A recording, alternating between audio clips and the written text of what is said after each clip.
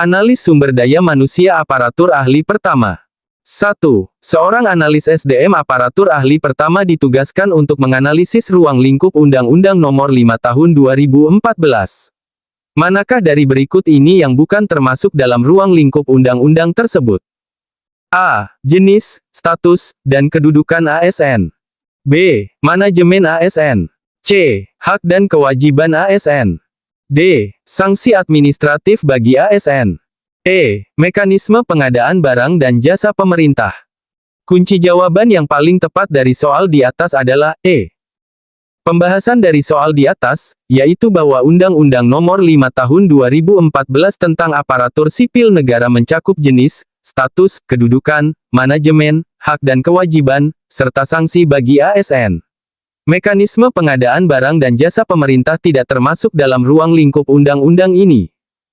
2. Dalam menganalisis fungsi ASN berdasarkan Undang-Undang Nomor 5 Tahun 2014, seorang analis SDM aparatur ahli pertama menemukan bahwa salah satu fungsi ASN adalah A. Pelaksana kebijakan publik.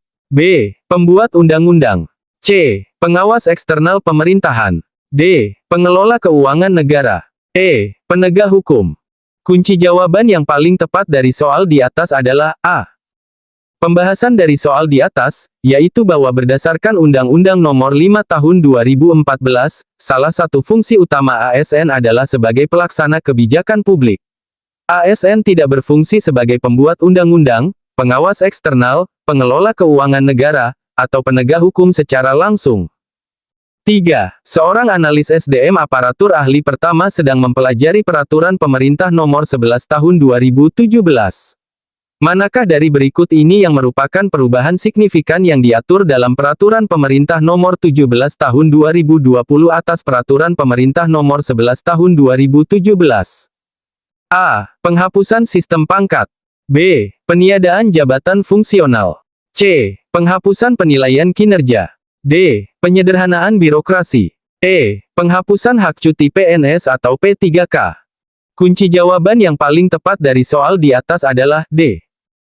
Pembahasan dari soal di atas, yaitu bahwa Peraturan Pemerintah Nomor 17 Tahun 2020 mengatur tentang penyederhanaan birokrasi, yang merupakan perubahan signifikan dari Peraturan Pemerintah Nomor 11 Tahun 2017. Perubahan ini bertujuan untuk meningkatkan efektivitas dan efisiensi organisasi pemerintahan. 4. Dalam menganalisis Peraturan Pemerintah Nomor 49 Tahun 2018, seorang analis SDM aparatur ahli pertama menemukan bahwa masa perjanjian kerja P3K paling lama adalah A. 1 tahun, B. 3 tahun, C. 5 tahun, D. 7 tahun, E. 10 tahun. Kunci jawaban yang paling tepat dari soal di atas adalah C. Pembahasan dari soal di atas, yaitu bahwa berdasarkan Peraturan Pemerintah Nomor 49 Tahun 2018, masa perjanjian kerja P3K paling lama adalah 5 tahun dan dapat diperpanjang sesuai kebutuhan dan berdasarkan penilaian kinerja. 5. Seorang analis SDM aparatur ahli pertama sedang mengkaji Permenpan RB Nomor 1 Tahun 2023. Menurut peraturan ini, siapakah yang berwenang menetapkan pengangkatan PNS atau P3K dalam jabatan fungsional? A. Presiden. B. Menteri Pan-RB. C. Pejabat Pembina Kepegawaian. D. Kepala BKN. E. Gubernur. Kunci jawaban yang paling tepat dari soal di atas adalah C. Pembahasan dari soal di atas, yaitu bahwa berdasarkan Permenpan RB Nomor 1 Tahun 2023, Pejabat Pembina Kepegawaian Peraturan Pemerintah K adalah pihak yang berwenang menetapkan pengangkatan PNS atau P3K dalam jabatan fungsional. 6. Dalam menganalisis tugas jabatan fungsional analis SDM aparatur, manakah dari berikut ini yang bukan merupakan tugas jabatan tersebut? A. Menyusun kebutuhan ASN. B. Menganalisis pengembangan karir ASN. C. Melakukan penilaian kinerja ASN. D. Menetapkan kebijakan disiplin ASN. E. Menganalisis sistem informasi ASN. Kunci jawaban yang paling tepat dari soal di atas adalah D. Pembahasan dari soal di atas, yaitu bahwa menetapkan kebijakan disiplin ASN bukan merupakan tugas jabatan fungsional analis SDM aparatur. Tugas ini biasanya menjadi wewenang pejabat yang lebih tinggi atau tim khusus yang ditunjuk. 7. Seorang analis SDM aparatur ahli pertama sedang menganalisis langkah-langkah penyusunan kebutuhan ASN. Manakah urutan yang benar dalam proses tersebut? A. Analisis jabatan, analisis beban kerja, peta jabatan, perhitungan kebutuhan pegawai. B. Peta jabatan, analisis beban kerja, perhitungan kebutuhan pegawai. C. Analisis beban kerja, peta jabatan, analisis jabatan, perhitungan kebutuhan pegawai. D. Perhitungan kebutuhan pegawai, analisis jabatan, peta jabatan, analisis beban kerja.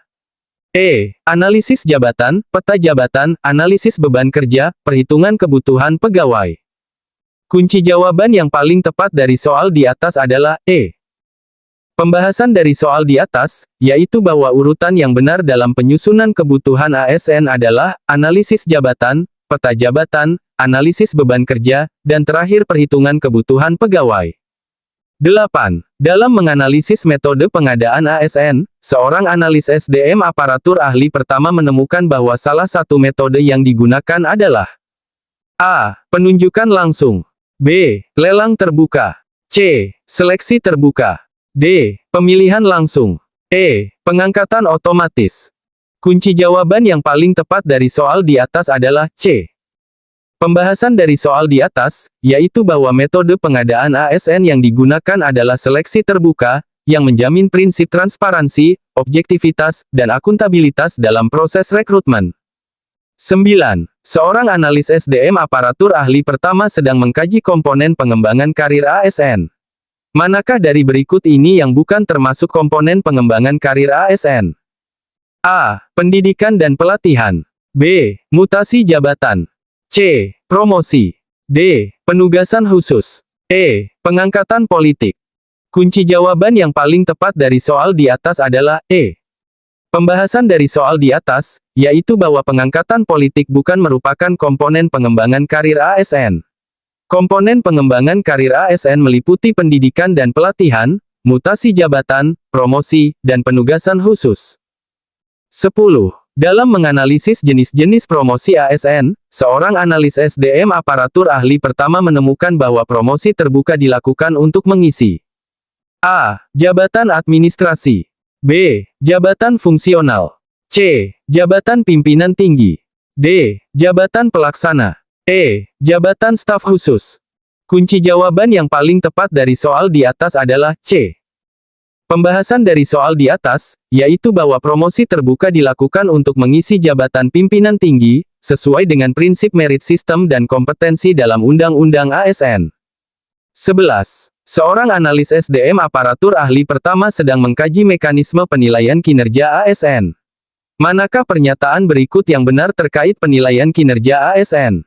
A. Dilakukan setiap 3 bulan sekali. B. Hanya menilai perilaku kerja. C. Tidak mempertimbangkan capaian SKP. D. Dilakukan oleh atasan langsung. E. Tidak ada mekanisme keberatan. Kunci jawaban yang paling tepat dari soal di atas adalah D. Pembahasan dari soal di atas, yaitu bahwa penilaian kinerja ASN dilakukan oleh atasan langsung, mempertimbangkan capaian SKP dan perilaku kerja, dilakukan minimal setahun sekali, dan terdapat mekanisme keberatan. 12. Dalam menganalisis jenis-jenis hukuman disiplin ASN, seorang analis SDM aparatur ahli pertama menemukan bahwa hukuman disiplin berat dapat berupa A. Teguran lisan. B. Penundaan kenaikan gaji berkala. C. Penurunan pangkat. D. Mutasi jabatan. E. Pengurangan tunjangan kinerja. Kunci jawaban yang paling tepat dari soal di atas adalah C. Pembahasan dari soal di atas, yaitu bahwa penurunan pangkat termasuk dalam kategori hukuman disiplin berat bagi ASN, sesuai dengan Peraturan Pemerintah Nomor 94 Tahun 2021 tentang Disiplin PNS atau P3K. 13. Seorang analis SDM aparatur ahli pertama sedang mengkaji komponen sistem informasi ASN. Manakah dari berikut ini yang bukan merupakan komponen sistem informasi ASN? A. Profil pegawai. B. Riwayat pendidikan. C. Data keluarga. D. Riwayat jabatan. E. Riwayat kredit bank. Kunci jawaban yang paling tepat dari soal di atas adalah E. Pembahasan dari soal di atas, yaitu bahwa riwayat kredit bank bukan merupakan komponen sistem informasi ASN. Sistem ini mencakup data kepegawaian seperti profil, pendidikan, keluarga, dan riwayat jabatan. 14. Dalam menganalisis konsep zona integritas, seorang analis SDM aparatur ahli pertama menemukan bahwa salah satu area yang menjadi fokus pembangunan zona integritas adalah A. Peningkatan sistem remunerasi. B. Penguatan pengawasan.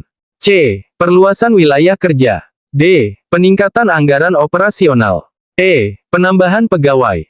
Kunci jawaban yang paling tepat dari soal di atas adalah B.